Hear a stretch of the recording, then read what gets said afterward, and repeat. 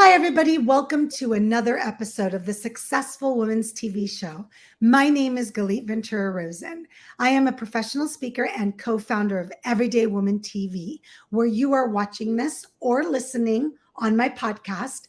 But if you'd like to watch it, please visit everydaywoman.tv.com and you can actually see myself and my special guest today.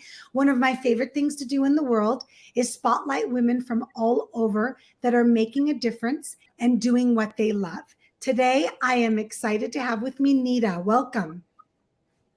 Hi, Galit. Thank you for having on the show. So Nida, tell us where you're joining us from. I am based in Bangkok, Thailand, but I work with clients all around the world. I love that. Oh, that's definitely somewhere I want to visit one day. Thank you for joining us today. And before I start your bio, will you tell everybody your full name because it's not spelled below? Yes, my full name is Nida, Leardprasopsuk, and usually people will just call me Nida Leard for short. I love it. Thank you for saving me from trying to say your last name, even though I practiced 5 times before we got started.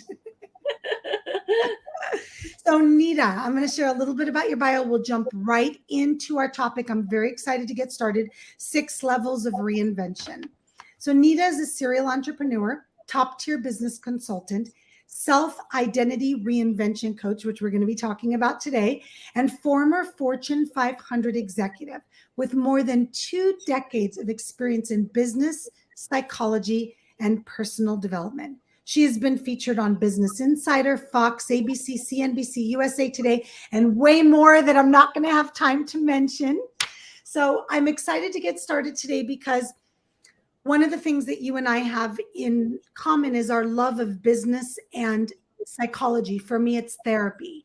And we recognize the importance of how the mind needs to work with you to help you be successful. So take us away and talk to us first about what this reinvention is that we're going to be discussing today.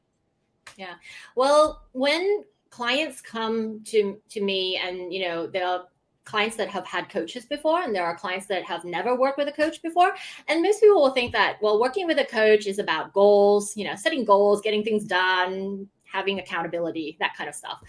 But that really is a very small part of coaching, right? My coaching really goes in deep. And the main focus or the framework that I use to communicate with my clients is called the 6 levels of reinvention or transformation. So when we read personal development books or we go to seminars, people think that, if you want to transform yourself, become the better version of yourself, basically work on yourself, do the personal development work, most people think it's about your mindset and your behavior, right? But in reality, it's not just that. It's 6 levels of transformation or 6 levels of reinvention. And so when a client comes, I always give them the simple idea. Okay, so today you are a specific version of yourself. You perceive yourself in a specific way. When nobody's watching, nobody's in the room, nobody's looking, how would you describe yourself? What do you think about yourself? How do you feel about yourself? And then we look at the goal. The goal really is to transform you into another person, but you're still your authentic self. Actually, the goal is to become more authentic, to become more of your true self, and to develop yourself into, the next version, whatever that means for you. And then you want to describe that person in details. And we want to look at the 6 levels. Where are you today with those 6 levels, and where do you want to be with those 6 levels? So let's stop for a second because I want to kind of dive a little bit deeper, and then I want us to get started with the 6 levels so we have enough time to cover it. Yep. When somebody's listening or watching and hearing, what do you mean? I should reinvent myself, or, oh yes, I've always thought about that. I want us to really kind of dive into the fact that a lot of times we don't know really who we are. And I think it's important to say that because it's not that you're trying to change people into being somebody else. It's that you're helping them find their true version of themselves. Am I saying that correctly? Yes, you're saying that correctly. Okay, good. Because I really want to make that a point. So as somebody that has reinvented herself multiple times in her life, hello, me, I get bored easy. So that's what I do. I have to tell you that experiencing these changes, and I'm so excited to hear your levels to see if I went through those myself, is not always easy because you have to do work to kind of get past the society, the peers, the upbringing, and the molding that has been done. Is that fair to say too, Nida? Yeah, yeah. Okay, good. Well, take it away. So the first half of our lives, we've lived our lives to please the other people, to be accepted by society. It's kind of like a survival instinct, right? But then when you reach kind of like in the middle of your life, like you can call it most people will say like, oh, I hit midlife crisis, but I call it midlife opportunity. It's really an awakening point where you've awakened, and not everybody goes through this, of course, but if you get the opportunity to awaken, we start to realize that, hey, there's not a lot of time left. And I've spent my whole life living to please society, to society standards, to make my parents happy or whatever, right? And then now, oh my God, I have like another half of my life left. And now I want to focus on myself. I want to choose what really makes me fulfilled, what makes me happy. I think that was so beautifully said. And I think so many people can relate to that. And it doesn't always have to happen when you're 30 or 40 years old. I know 40 is like the midlife crisis, but some people go through it sooner. Some people go through it later. But start taking us away with this 6 levels, because I'm so excited to talk about that. Yeah. So imagine a pyramid. At the top is the vision, right? So today, when you say I use numbers because it's easier to understand. So today, say, for example, you're version 5.0. You want to get to version 6.0, whatever that means. Now, the pyramid for version 5.0, you will have a vision that is based on you, but you according to your 5.0 version. When you reach 6.0, you have a different vision because you're like a different person.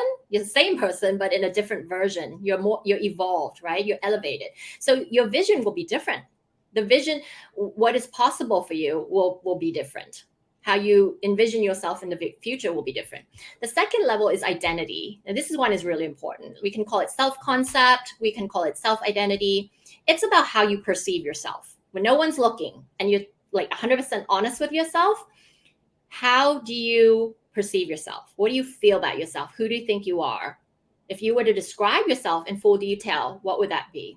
Would you call that sometimes almost your subconscious thoughts about yourself, or sometimes things you think of often, but you usually push away? Oh, no, that's silly, or no one would ever be okay with that. Things like that. It's in your conscious mind, and it's also in your subconscious mind. So yeah, I could see that. Subconscious. Yeah. It really depends on your level of awareness. If you have high awareness, then you kind of know what's in your subconscious. So you bring that to your awareness.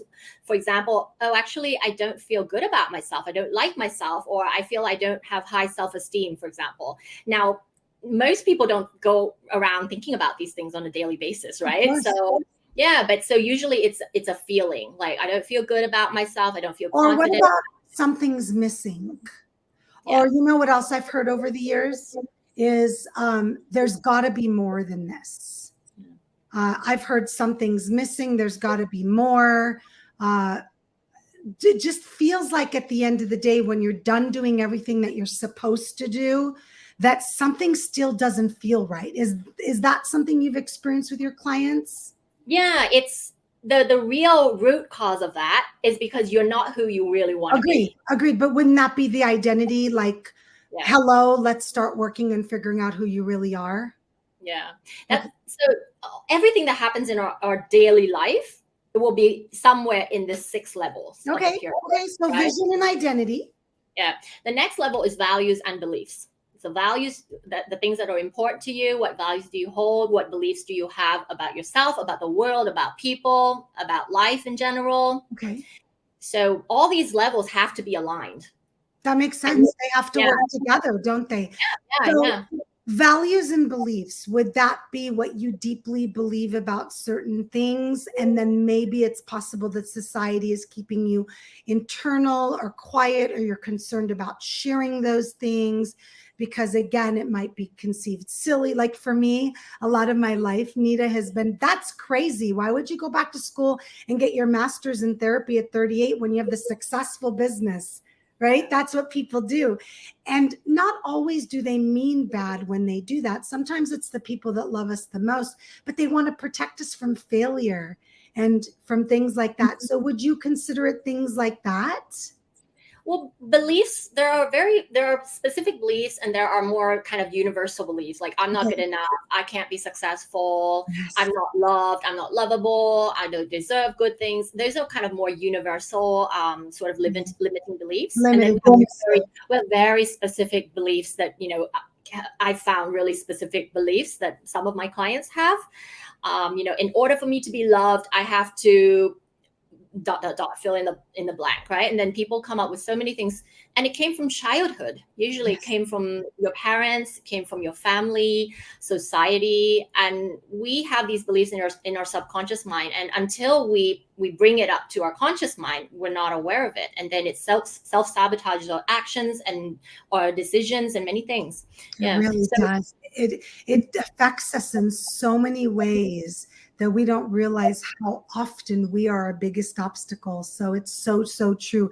And a lot of times people don't even know they're doing it. That's why it's important to do the deep work that you work with your clients on. Okay, exactly. So we've got our values and beliefs. The next level is capability. So these are the hard skills, soft skills, people skills, emotional intelligence, negotiation, speaking skills, whatever that is aligned with who you want to be and the vision for yourself, right? Say, for example, you want to be, in the top 5% of the world's best coaches. So the capabilities that you would have to be really masterful at coaching, for example, right? So this gives you a really clear perspective of what you need to be working on, in yourself. Yeah. So what would you say to those listening? Because this is also something I hear very, very often from women, because most of our viewers and listeners are women. They say, well, I don't know how to, let's just make something up and say, I don't know how to become one of the top 5% coaches in the United States. Because I don't have the education, or remember, they keep telling themselves these stories. What are the kind of tips or advice that you could give somebody that says those type of things? Because I think the capability is such a big piece of why people don't try or try to reach the goals that they want to. Yeah. Well, again, that's not the root cause. The root cause that we're thinking that I don't know how to do this, that's just like surface level thinking. Agreed. Because it's about your identity. If you had the identity that I can conquer anything, I can be successful at anything if I wanted to, if you had that identity, if you had those beliefs, you would go out and find a way to do it, right? So that's why it's all related with the sixth level. So what I would recommend is start writing down your thoughts, journaling. Okay. And really introspecting, thinking about whether it's true or not. And our brain, our ego is going to want to tell yourself that it's true. Everybody else is smart. I'm the only one. I don't know how to do it, right? That's the ego. So you want to write all these thoughts down. When it's in your head, you can't really notice it. You're not aware about it. But when you put it on paper, you see it. It's on paper. You can kind of like analyze it and really put some critical thinking into that. And sometimes you'll realize that, oh, it's not actually true. It's a limiting belief. Oh, yes. So much stems from that. So much stems from it. And we're just so accustomed to living our life a certain way. We don't even think anymore that these limitations are based on things we've experienced and that we keep putting forth that stop us. So it's so true. All right. So we got our capability. So the next level is behavior. So that's quite straightforward. It's, your daily behaviors, what you choose to do, how you choose to show up. And the last level is ecosystem. Interestingly, this one is where we find a lot of misalignment. Okay. You've got the capability, you've got the behavior, you've worked on your mindset, but you're still hanging out with the wrong people, right? And when I say wrong people, it's not that these people are bad or anything. It's just like not the right influence for you. We know that we copy behaviors from people that we spend the most time with, right? Jim Rohn says we're the average of 5 people. I don't know whether that's true or not, but there is research that confirms that you do copy behaviors and ways of thinking of the people that you spend the most time with, right? So you need to really consciously, intentionally choose who you spend time with on a daily basis, because that's who you actually turn out to become. You absorb a lot from these people. And so all these 6 levels have to be aligned. You can't just shift 3 levels and, like kind of keep the other 3 levels to be this aligned with your old version of yourself. You have to shift all 6 levels together. Yes. And with the ecosystem piece, a lot of times the examples that I like to give is if you're hanging out with people that are constantly negative and constantly complaining about their lives, at some point you're going to start doing it possibly too, because it's just conversation. And if you want to be part of the conversation and feel like you belong, well, what are you going to talk about? How happy and wonderful you are? Well, they don't want to hear that. They want to hear how miserable you are. So now take it the other extreme, hanging out with positive people that are very action-based and excited to get up in the morning and accomplish their goals and doing great things. Well, gosh, if you're not that way yet, you're going to want to be that way. So I love that you brought up the ecosystem, because I never heard it actually been brought up that way, like the word ecosystem. I was waiting to be, oh, is she talking about my environment? Well, you are. But I immediately thought, oh, should I be outside? Should I be in nature, right? I started thinking about those things. So with these 6 levels, at the end of the day, it really sounds to me like there's a lot of internal work that people should do. And what I've learned is that you can't always do that for yourself. Would you agree? Yeah, you can do part of it yourself, listening to podcasts, reading. We have so many great books these days, right? Courses, workshops. There's so much resources out there. But I would say you can't do all the work by yourself because you don't see yourself. There's always a blind spot. So you need the other person to be working with you, whether a coach, a mentor, a therapist, different professions out there, to point out to you what you're not seeing about yourself. Yes. Yeah. I completely agree. I know that we can do the work because we need to do the work ourselves, but I feel like it's just like when you decide to go to a therapist. The reason you decide to go to a therapist is because you're not seeing the things that are going on within you, or you're seeing them and you just don't know how to change them. And that's normal, because we can help other people and we can emotionally separate ourselves, but we're not always good at emotionally separating ourselves from ourselves. Now, as we do the work, some of us have gotten better at that because we're so aware and we can identify and we know the steps to take. But I think it's so important to talk to somebody like you that knows how to do it and has had success with clients, taking them through this journey. And it truly is a journey, because I've gone through it myself. That you need to have that support, because, man, I don't know about you or your clients, Nida, but there were some really, really down moments going through this, because you got to look at yourself in ways that are uncomfortable. You have to change things in your life that are not easy to change. Not everyone. I'm talking about my personal experience. And those were not easy. And I had a therapist on and off for 4 years. I had coaches. I made sure I did the work so I could be where I am today. Yeah. Well, I would say if it's easy, you're not with the right coach. That's fair. It's not easy. If it's easy, it means you're not working on the real stuff. You're working on the surface level stuff, right? It is uncomfortable stuff. Having a coach is not about motivational speaking. It's not about having like a cheerleader. No, it's about facing your truth. And that's not easy. It's not easy for any of us. No, it's not, because we're so programmed and so molded in a sense already. And that's why so many people never try to change, because it's just easier to stay where you're at. Even if you're miserable, some people just get used to being miserable and unhappy and never fulfilling that little feeling of there's got to be more. That's what my experience has been. Has that been yours?